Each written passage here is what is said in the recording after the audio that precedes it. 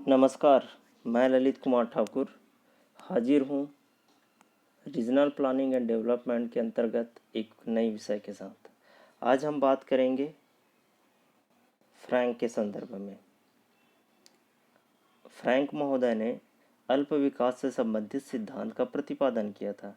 तो चलिए बात करते हैं आज के विषय में हमारे अल्प विकास देशों का विकास किस प्रकार होता है, इसमें फ्रैंक महोदय की क्या विचारधारा थे, इसके संदर्भ में हम लोग बात करने वाले हैं। तो चलिए शुरू करते हैं आज का टॉपिक, अल्प विकास का विकास तथा फ्रैंक की विचारधारा। सबसे पहले देखते हैं अल्प विकास एवं अल्प विकसित क्या होता है, या अल्प विकास देश या अल्प विकसित देश क्या होता है। अर्थशास्त्री व प्रादेशिक नियोजनकर्ता के लिए विकास का परिप्रेक्ष्य अन्य अनुशासनों से भिन्न है। विकास की अवधारणा स्थान से स्थान, समाज से समाज तथा मनुष्य से मनुष्य बदलती रहती है। प्रायः वृद्धि, सुधार तथा श्रेष्ठता के लिए विकास शब्द को अपनाया जाता है। उदाहरण के तौर पर देखते हैं कि एक भूखे को भरपेट भोजन उपलब्ध कराना, एक पैदल सवार को वाहन, स्कूटर या कार उपलब्ध हो जाना, अथवा बेघर के लिए शरण स्थल मिल जाना, एक बेरोजगार के लिए नौकरी मिल जाना ही विकास कहलाता है। सीधी तौर पे है, यदि हम विकास की बात करें तो इसका सीधा सा मतलब होता है कि हमारी जो वर्तमान स्थिति है उसमें सुधार हो जाना ही क्या है, विकास है सामान्य दृष्टि से। चलिए आगे बात करते हैं। विकसित या उन्नत देश कहने व समझने में कठिनाई नहीं होती है, परंतु जब हम अल्प विकसित, पिछड़े या अविकसित देश के संदर्भ में बात करते हैं तब समस्या पैदा हो जाती है। वस्तुतः पिछड़े शब्द की अपेक्षा अल्प विकसित नरम शब्द है। वर्तमान में पिछड़े देशों को विकासशील देश कहा जाता है। संयुक्त राज्य अमेरिका के राष्ट्रपति ट्रूमैन ने 20 जनवरी 1949 को विकासोन्मुख देशों को, विकास की ओर जो अग्रसित देश है वही विकासोन्मुख देश है, देशों को अल्प विकसित के नाम से संबोधित किया। इसके बाद से पिछड़े देश के नाम का प्रचलन समाप्त हो गया तथा अल्प विकसित या अविकसित देश का नाम प्रचलित हुआ। वास्तव में ये उपयुक्त नहीं कहे जा सकते, ठीक है, उपयुक्त नहीं कहे जा सकते। विकसित देशों में अल्प विकसित या अविकसित देशों में अंतर का आधार प्रति व्यक्ति आय को माना जाता है। जिन देशों की प्रति व्यक्ति आय एक निर्धारित मानदंड से कम है, जो संयुक्त राज्य अमेरिका द्वारा आर्थिक सहायता के पात्र समझे जाते हैं, उन्हें अल्प विकसित देश माना जाता है।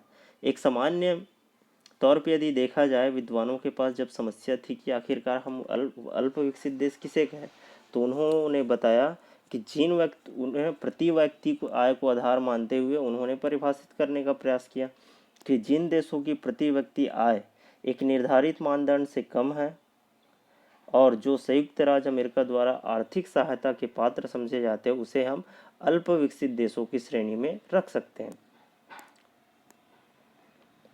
लेकिन प्रति व्यक्ति वार्षिक आय के आधार पर विभिन्न देशों को विकसित या अविकसित मान लेना यह भी उचित प्रतीत नहीं होता है। तो इसके लिए बहुत सारे विद्वानों ने क्या किया, वास्तव में अल्प विकसित उस देश को कहना चाहिए जिनमें उपलब्ध संसाधनों का पूर्ण उपयोग नहीं हो पाया। लेकिन दूसरी ओर देखा जाए तो वास्तव में कोई ऐसा देश नहीं है जिनमें उपलब्ध संसाधनों का अधिकतम उपयोग होता हो। अतः इस दृष्टि से सभी देश अल्प विकसित हो जाएंगे।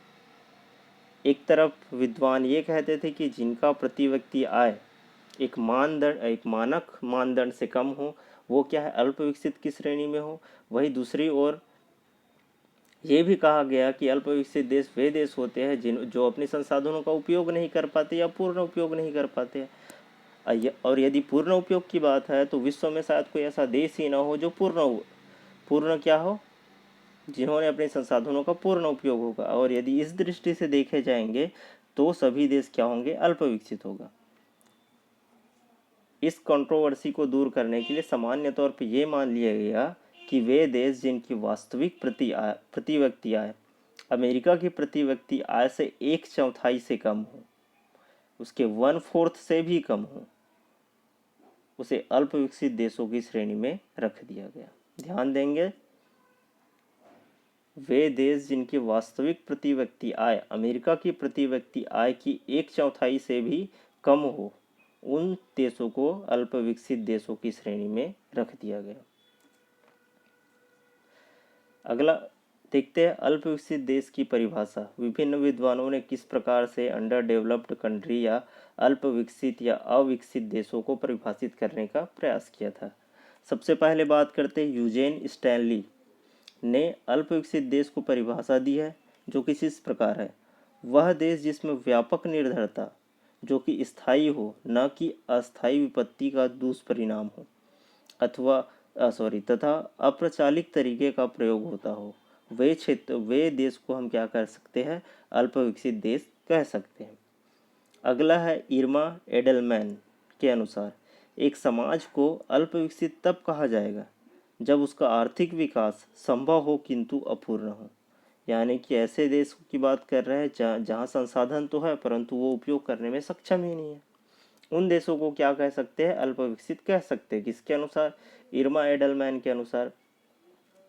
चलिए आगे बात करते हैं। भारतीय योजना आयोग ने भी अल्प विकसित देशों की परिभाषा दी है। इनके भारतीय योजना आयोग के अनुसार एक अल्प विकसित देश वह है जिसमें एक और अधिक या कम अंश में मानव शक्ति बेकार हो तथा दूसरी ओर प्राकृतिक संसाधनों का पूर्ण शोषण नहीं हो पाया हो। ठीक है, एक और बात कर रहे हैं कि वहाँ का मानव संसाधन बेकार हो और वही दूसरे ओर संसाधनों का पूर्ण उपयोग ना कर पाए, और ऐसे देश को क्या कहा जा सकता है, अल्प विकसित देश कहा जाता सकता है। इन परिभाषाओं से स्पष्ट होता है कि अल्प विकास पूंजी की कमी का परिणाम है। पूंजी की कमी अल्प विकसित होने का केवल एक सूचक है। एक अल्प विकसित देश वह है जो विकसित देशों की तुलना में आर्थिक दृष्टि से निर्धन हो।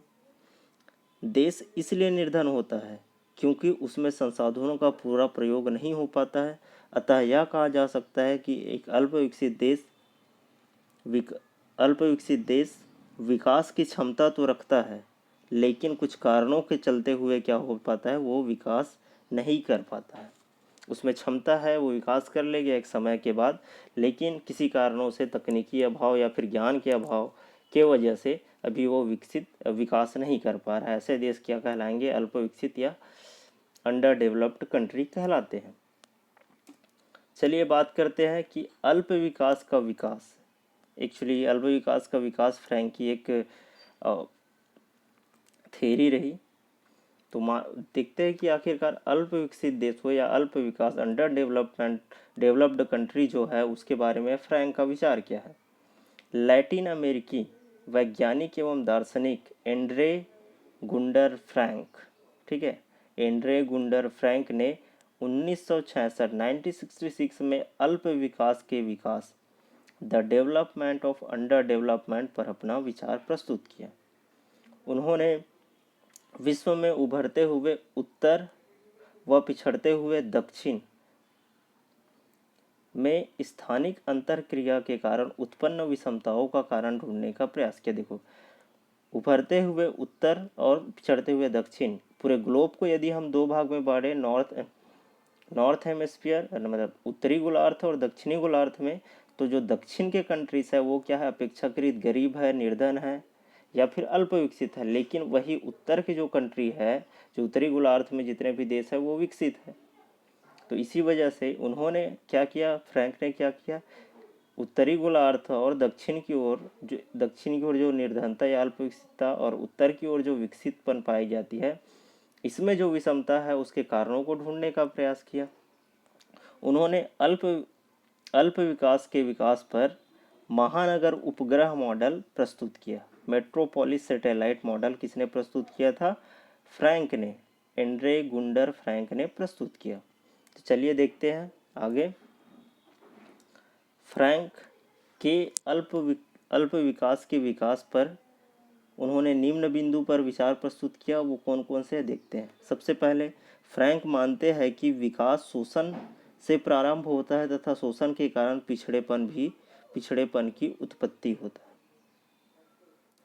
विकास शोषण से प्रारंभ होगा तथा शोषण के कारण पिछड़ेपन की भी उत्पत्ति होगा। फ्रैंक का मत है कि अल्प विकास एक मौलिक या आरंभिक अवस्था नहीं है जिसे प्रत्येक देश का विकास आरंभ होता है। विकास शोषण प्रक्रिया का उत्पाद है जिससे देश प्रभावित होता है। फ्रैंक के विचार से विश्व महानगर मेट्रोपोलिस सैटेलाइट विश्व महानगर का विकास असीमित है। इसके विपरीत सहायक पूंजीवादी नगरों का विकास उनके उपग्रह स्तर द्वारा सीमित कर दिया गया है। आगे देखते हैं, उपग्रह अपना सर्वाधिक विकास तब महसूस करते हैं जब उनके महानगर से बंधन कमजोर होते हैं। उनके विकास और औद्योगिकरण पर रोक लगाए जाते हैं जब वे पूरी तरह महानगर के आंतरिक तंत्र में शामिल हो जाते हैं। अगला है, किसी प्रदेश के अल्प विकास का स्रोत न तो उसका एकाकीपन है और न ही उससे पूर्व पूंजीवादी संस्था है, बल्कि उसकी महानगर से की गई शोषण विरासत में है। देखो, मेट्रोपोलिस सैटेलाइट या उपग्रह किसे कहा गया है? एक ऐसा देश, ठीक है, जैसे कि हम भारत और इंग्लैंड के संदर्भ में बात करते हैं। इंग्लैंड ब्रिटिश के अंतर्गत हम लगभग 300 से 500 सालों तक हम क्या रहे, गुलाम रहे। उन्होंने क्या किया, हमारा शोषण किया। तो एक और भारत है और एक और ब्रिटिश है।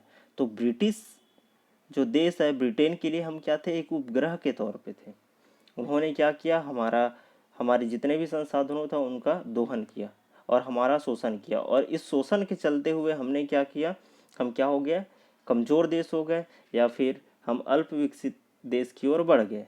वही जब तक हमें हमारा शोषण न होगा तब तक हम यानी कि अल्प विकसित होगा तभी हम विकसित की ओर आगे बढ़ पाएंगे, ये भी बात है।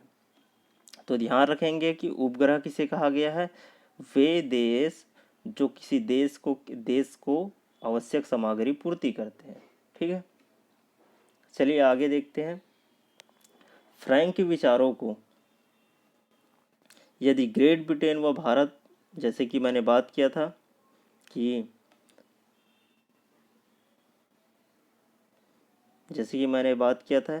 कि फ्रैंक के विचारों को यदि ग्रेट ब्रिटेन व भारत पर लागू करके देखा जाए तो स्पष्ट है ब्रिटेन ने अनेक दशकों तक एक विश्व महानगर के रूप में भूमिका निभाई और हम उसका उपग्रह कौन था, मेट्रोपोलिस सैटेलाइट कौन था, भारत। इसने भारत जैसे अनेक उपग्रह देशों के संसाधनों का दोहन किया और अपना विकास किया। इसके विकास का आधार उपग्रह के साथ मजबूत संबंध थे, लेकिन जब उपग्रह और महानगर के संबंध कमजोर हुए तब उपग्रह का विकास हुआ। कहने का मतलब क्या है, एक बार समझ लेते हैं। ठीक है, भारत क्या है, भारत हमारा उपग्रह था और ब्रिटेन क्या था, ब्रिटेन का उपग्रह कौन था, भारत था। तो भारत का विकास तभी संभव हो पाया जब ग्रेट ब्रिटेन ने भारत का शोषण करना कम किया या फिर इन दोनों का जो संबंध था महानगर और उपग्रह वाला उसमें कमजोर बना गया। ठीक है, जब इसने हमारी संसाधनों को लूटना बंद कर दिया तभी भारत का आगे विकास हो पाया। चलिए आगे बात करते हैं। भारत में विकास की शुरुआत 1947 में स्वतंत्रता प्राप्ति के बाद ही दिखाई पड़ी, क्योंकि उसके बाद ब्रिटेन जैसे महानगर द्वारा उनके संसाधनों का दोहन नहीं किया गया। यदि स्वतंत्रता प्राप्ति के बाद भारत में विभिन्न राज्यों में विकास की गति देखें तो हम पाते हैं कि भारत के पहाड़ी, मरुस्थलीय या फिर अधिक वनाच्छादित क्षेत्र ही विकास में पिछड़ गए हैं।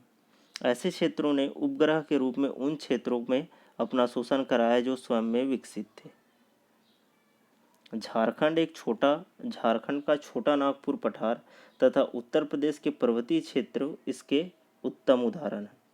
फ्रैंक ने अल्प विकास के विकास पर जो विचार रखे उससे यह निष्कर्ष निकलता है कि यदि अल्प विकसित क्षेत्र के संसाधन उसी क्षेत्र में प्रयोग किया जाए तो कोई वजह नहीं है कि ऐसे क्षेत्रों को विकास ना कर सके। ठीक है, ध्यान रखेंगे, कोई देश अल्प विकसित तभी होगा जब वहाँ का संसाधन स्वयं के लिए उपयोग ना करके किसी अन्य देशों के लिए करे। ठीक है, लेकिन यदि वहाँ उपस्थित संसाधनों का विकास वो देश स्वयं कर पाए तो उसे विकसित होने से कोई नहीं रोक सकता।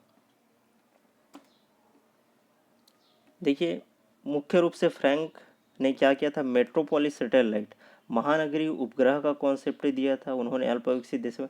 उन्होंने साफ शब्दों में बताया कि कोई देश, ठीक है, जैसे ब्रिटेन है और इंडिया है, ठीक है, शोषण के फलस्वरूप ही अल्प विकसित पैदा होता है और शोषण के बाद ही क्या हो जाता है, विकसित हो जाता है।